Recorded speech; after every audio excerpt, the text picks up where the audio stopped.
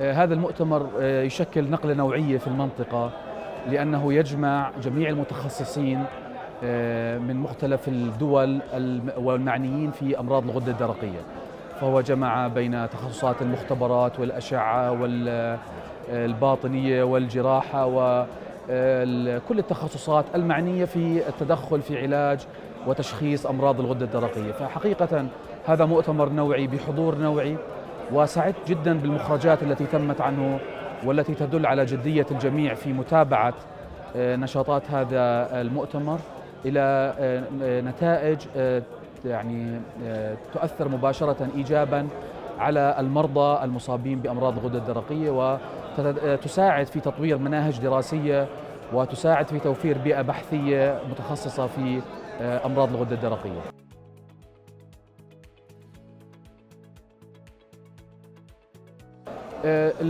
أولا حرص المنظمين على الاستفادة من الجميع، يعني المنظمون المؤتمر قاموا مشكورين بالاستماع لكل شخص قدم أي اقتراح، وتمت مناقشة هذا الاقتراح لأخذه لمزيد من العمل في المؤتمر القادم وفي الورشات اللاحقة لهذا المؤتمر. هذا شيء مميز جدا.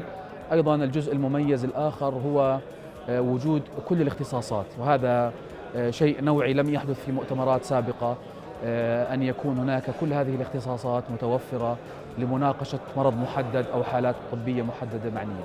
فحقيقة ما نتوقعه من هذا المؤتمر وهذا التجمع هو توقع إيجابي وعالي جدا، وأنا سعيد جدا أن الحضور اختاروا الأردن لتكون المقر للمؤتمر الثاني الذي سيعقد العام القادم، والذي سنكمل فيه على كل الأفكار التي تم طرحها هذا اليوم ونتأكد من تطبيقها والعمل عليها.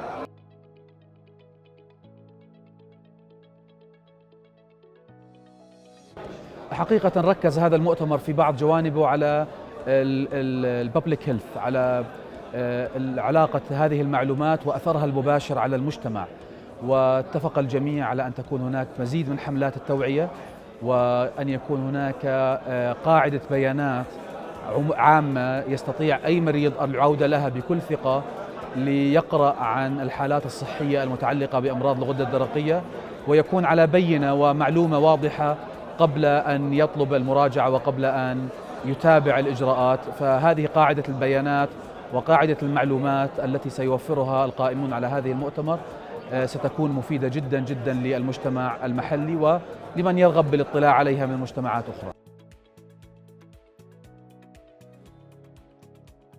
نعم بكل تأكيد، هذه المدينة من أجمل المدن التي زرتها في حياتي. أهلها طيبون، طعامها لذيذ ما شاء الله. حقيقة هي مدينة تستحق الزيارة مرارا، وإن شاء الله لي عودة قريبة هنا إن شاء الله رب العالمين.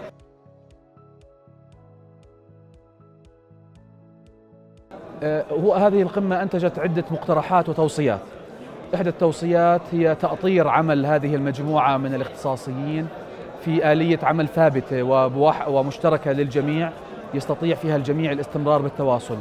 لا نريد أن يكون هذا المؤتمر مثل المؤتمرات الأخرى التي ينتهي كل أثرها بانتهاء المؤتمر، فاتفق الجميع على أن يكون لهذا المؤتمر تبعات إيجابية، منها تشكيل فرق عمل متخصصة في هذا الموضوع والاستمرار بالعمل إلى حين الوصول للمؤتمر الثاني وأيضا الاستمرار عليه.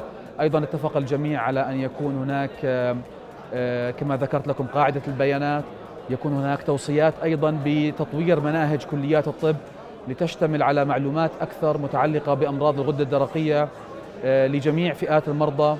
وأوصى المؤتمر أيضا أن تكون هناك بروتوكولات مطورة وواضحة مخصصة لهذه المنطقة، مشتقة من البروتوكولات العالمية لكن أكثر توجيها للمجتمع المعني في هذه المنطقة من الاستفادة في هذه الأمور.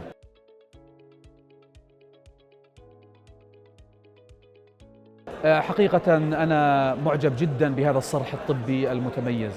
هذه مؤسسة تعجب بها منذ لحظة الدخول إليها يعني، وتحترم حقيقة إدارتها وكوادرها من أطباء ومن كوادر صحية، لأنه حقيقة تجد هناك خدمة مخلصة للمرضى، والأهم التركيز على الجانب العلمي والبحثي وليس فقط على الجانب العلاجي.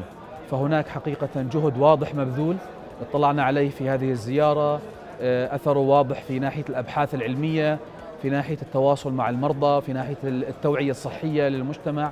هذا حقيقة يعني عمل ممتاز جدا ورسالة رائعة جدا، أنصح بالاستمرار بها، وأنصح الجميع ونصحت الجميع أثناء المؤتمر بالاقتداء بهذه التجربة ومتابعتها.